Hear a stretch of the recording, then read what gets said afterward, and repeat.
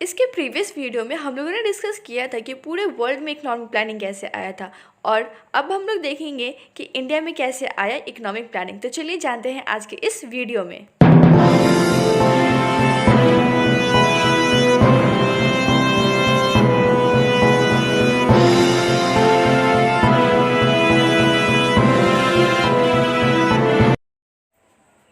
Hello everyone, इसके previous video में हम लोगों ने डिस्कस कर चुका था कि सोवियत यूनियन जैसे ही अपनी कंट्री में इकोनॉमिक प्लानिंग लाई थी, वैसे ही सारे वर्ल्ड लोग भी बहुत ज़्यादा एक्साइटेड हो गए थे और बहुत ज़्यादा अट्रैक्ट हो गए थे उस चीज़ को लेके, और सभी लोग सोच रहे थे कि अब अपनी अपनी कंट्री में वो लोग भी इकोनॉमिक प्लानिंग लाएंगे, और इंडिया भी उससे बहुत ज़्यादा ही फैसिनेट हो गया था, जिसकी वजह से बाद में इंडिया में भी पॉलिटिकली और इंटेलेक्चुअली भी डिस्कशन में आ गया था कि जब हमारी कंट्री ब्रिटिश से इंडिपेंडेंट हो जाएगी तो हमारी कंट्री में भी इकोनॉमिक प्लानिंग लाई जाएगी। और 1934 के बाद जस्ट आता है विश्वेश्वरैया प्लान। विश्वेश्वरैया जो कि एक बहुत पॉपुलर सिविल इंजीनियर थे और एक्स दीवान थे मैसूर स्टेट के, वो भी प्रपोज किए थे एक ब्लूप्रिंट इंडियन इकोनॉमिक प्लानिंग का। 1934 में विश्वेश्वरैया साहब ने एक बुक पब्लिश की थी, the planned economy of India, जिसमें उन्होंने अपने प्लान प्रपोजल को काफ़ी ब्रॉड तरीके से एक्सप्लेन किया था। वो चाहते थे कि हमारी कंट्री में डेमोक्रेटिक कैपिटलिज्म आए, जो कि कुछ सिमिलर था यूएसए के प्लान से।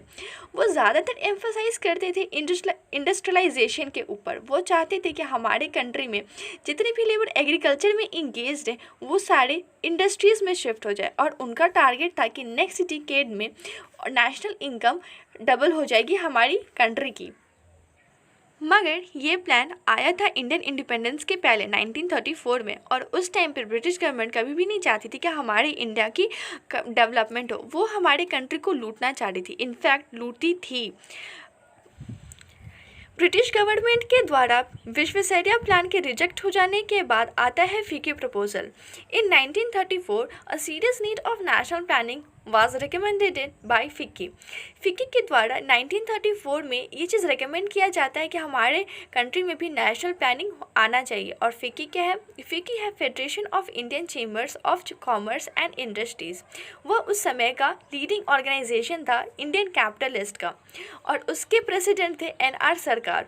वो कहते थे कि हमारे कंट्री में जो अनडाइल्यूटेड लेजिस्लेचर चल रहा है, जो जिस तरह से और जिस तरीके के ऑर्गेनाइज्ड वे में सारे ब्रिटिशर्स हमारे कंट्री को लूट रहे हैं, एक्सप्लॉइट कर रहे हैं, वो अब नहीं होनी चाहिए, क्योंकि अब जैसे जैसे वो होगा हमारी कंट्री उतनी ही ज़्यादा बैकवर्ड चलती जाएगी। और अगर हमें डेवलप करना है तो इस चीज़ को रोकने के लिए हमें एक कॉम्प्रिहेंसिव इकोनॉमिक प्लान लाना पड़ेगा।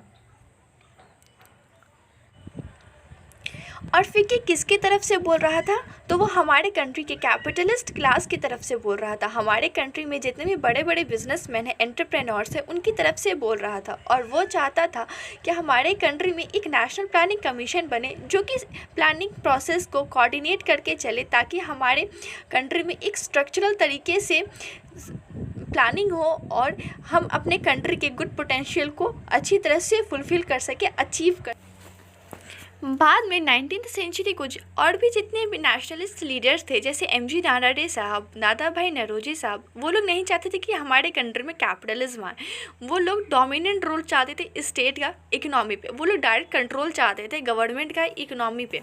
और तो और उनकी इस सोच को और मजबूत बना दिया ग्रेट डिप्रेशन में। 1929 में ग्रेट डिप्रेशन आ चुका था, जिसका पूरा इफेक्ट पूरी वर्ल्ड झेल रहा था।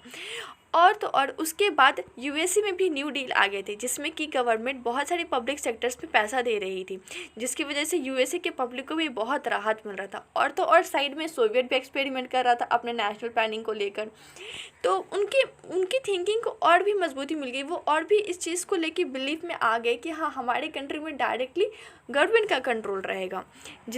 लेकिन हाँ, पहले फिक्की भी तो बोल रहा था कि कैपिटलिज्म है, लेकिन ऐसा सिनेरियो देखे पूरे वर्ल्ड में ग्रेट डिप्रेशन के कारण वो लोग भी मान गए, वो लोग भी इन्फ्लुएंस हो गए कि हाँ ठीक है, गवर्नमेंट का भी रोल होगा और कैपिटलिज्म का भी रोल होगा।